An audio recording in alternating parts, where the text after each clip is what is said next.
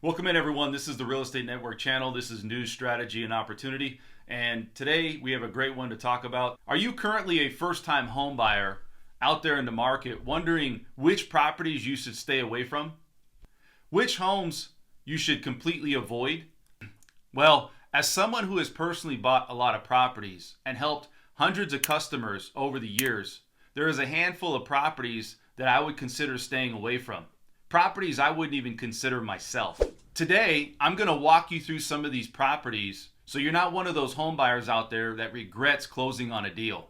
One of the last things that you want to do is buy a property and throw away good money and then find out problems that you didn't know about. In some cases, it's problems that you can't change. If you're a first-time home buyer out there, use this as a reference so that way you can avoid these types of properties. The very first type of property I want to talk about is a flipped home. This is probably a distressed home with the idea of fixing up cosmetic work and then turning around and selling it for a value profit. The biggest problem I see with flips is many are poorly done and investors jump into flipping without any construction knowledge. These investors overpay, cut corners so they can still make a profit. And if you could see all of these problems with the naked eye, bad cabinetry, sloppy trim, gaps, crown molding not finished. Just think about what's behind the walls that you can't see. Some flips are good, but if you could see shortcuts or they can't provide licensed contractor info or permits, I would probably shy away from these properties. The second type of property that I would avoid are properties that are built next to noise.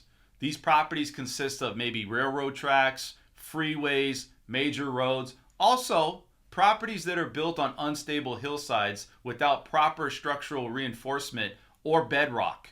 Noise, traffic, disturbances push buyers away and they hurt resale value.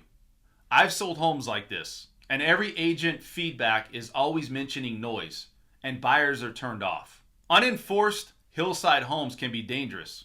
For example, multi-million-dollar homes that are built on cliffs erode during rainstorms and collapse.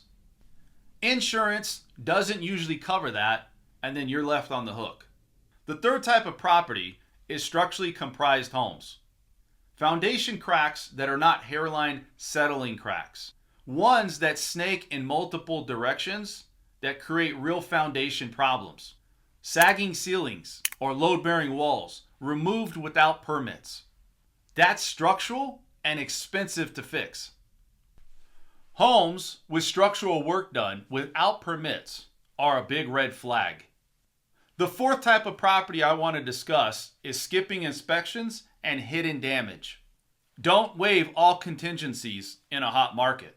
I talked to somebody that skipped their home inspection, and then later down the road they found a hole in the roof. Once the rain started to come, that water went right down into their kitchen and into their sink. Water saturation and water damage, which eventually all turned to black mold. All of that drywall and everything had to be cut out.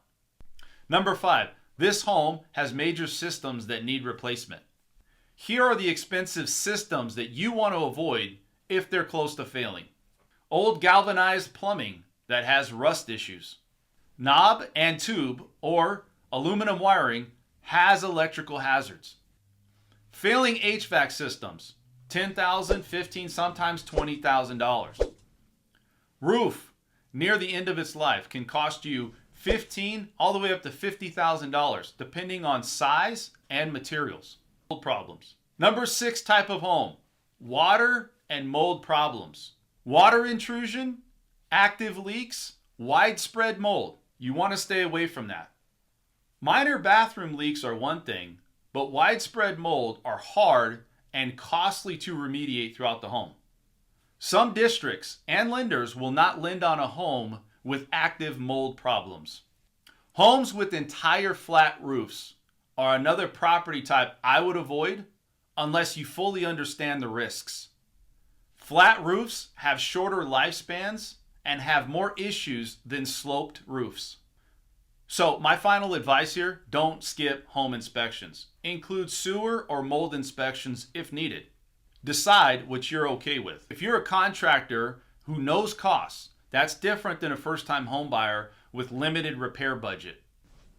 Knowing your tolerances and working with an experienced agent, someone who has seen these problems before, helps prevent making expensive mistakes. And thank you for watching. I'm Dan French, your go-to real estate expert here in Las Vegas. Like, subscribe, and we'll see you at the next one.